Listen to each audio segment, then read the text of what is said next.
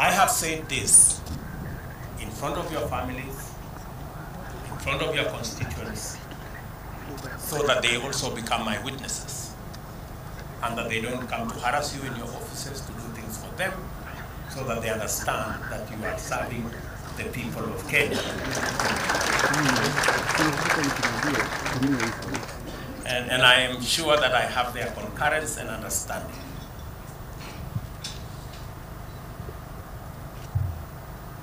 I know sometimes we don't reflect on the oaths that we take. An oath is a very serious thing. And I really expect that we will take it seriously. I will conclude with a word from the Bible. James chapter 4 verse 17. And I want you to record it somewhere and put it on your desk.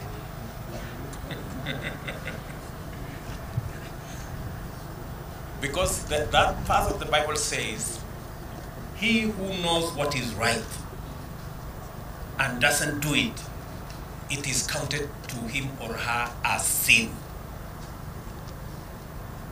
Good people, I have told you what is right. We have agreed what is right. So if you don't do it, you will not only miss heaven, but you will have a problem with me. So, nataka niwaulize kwa unyenyekevu, please. We have an agenda for the whole country, and the people of Kenya are really expectant on the delivery of our plan, of our program, and on the transformation of our nation. I look forward to working with you in office, working with you in the field, and I will encourage you to travel to as many parts of Kenya as possible, even if for whatever reason you are called Tanga, but I think it will be necessary for each and every one of you to traverse Kenya so that you can better understand what Kenya looks like, what are the expectations of the people of Kenya, and so that we can craft the right responses and the right decisions for the people of Kenya. I am a very proud Kenyan this morning that now I have a team. For the last couple of weeks, my deputy and I have been struggling in offices late into the night. Now we have a team, and your celebrations will be very short-lived because I think you will be leaving your offices late. So the spouses, kidogo mtatuvumilia. Hawa watu pengine itabidi walale ofisini for the next couple of months until we have our plan in place. And I want to say again to the families, asanteni sana for supporting this team. You have sworn to serve the people of Kenya. The people of Kenya have elected their representatives. We have members of parliament, we have members of the Senate, who are the people's representatives. I expect that we are going to work together in a respectful manner with our elected leaders. As the people's representatives, because all Kenyans cannot come to your office. They cannot come to prosecute their agenda. They have elected representatives. And we must take them as the people's representatives and work with them in a respectful manner so that we can achieve the goals we have set up for ourselves. Additionally, we have agreed with the legislature that they will provide a platform for us as members of the executive to access the floor of the House so that we can explain our agenda, we can explain our programs, they can interrogate what we are doing, so that the people of Kenya can understand and make an input in every commitment we have made, every plan we have, and every program that we're going to run. So there will be an opportunity for you as members of the executive to interact much more robustly with Parliament, so that we can not only have a platform for us to explain our programs and to seek the support of the legislature in our programs, but for the legislature also to oversight what we are doing, because they are doing it on behalf of the people of Kenya who elected them.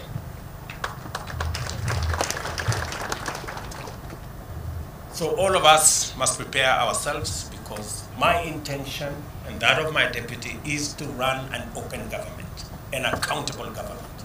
We have no gray areas, we have nothing to hide.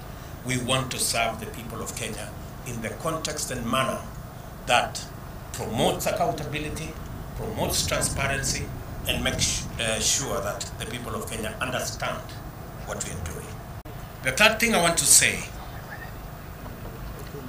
is that while listening to you take your oath of office, let me repeat again, you have been appointed and you have sworn that you have been appointed to the Cabinet of Kenya. I know there are regional persuasions, there are community persuasions. I haven't appointed any cabinet for any region, or for any county, or for any community. I have appointed a cabinet of Kenya. I expect you to respect your oath of office and serve all Kenyans equally.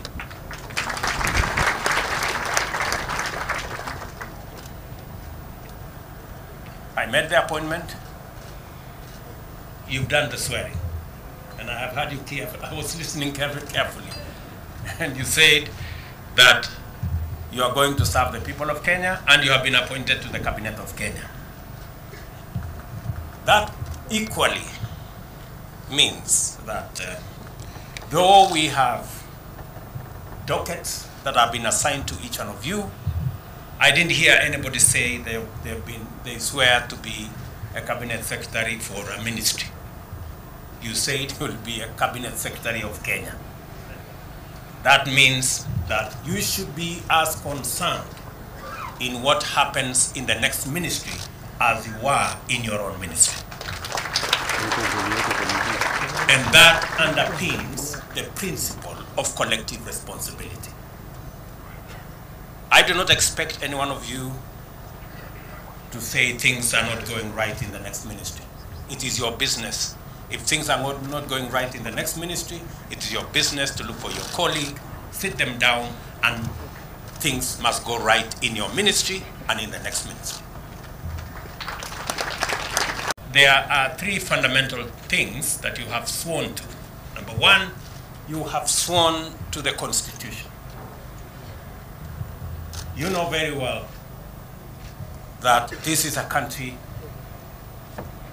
based on the rule of law.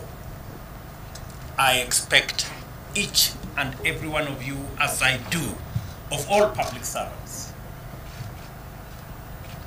to uphold the Constitution and the rule of law to be front and center in the administration of our government. That should be the guiding principle. The Constitution, all our laws, and making sure that our country is not run on the whims of individuals, but on the dictates of the Constitution. You have also sworn to serve the people.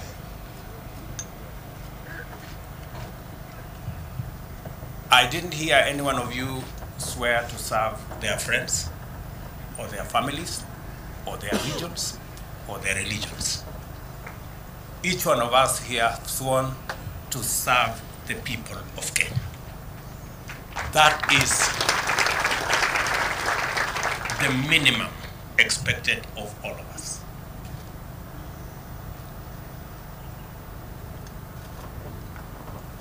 and you have sworn to advise the President, your appointing authority, as is required of you by the Constitution. I look forward to listening to you and your advice so that we can manage the affairs of our nation, because even though I stand here as President, I do not have the monopoly of all knowledge.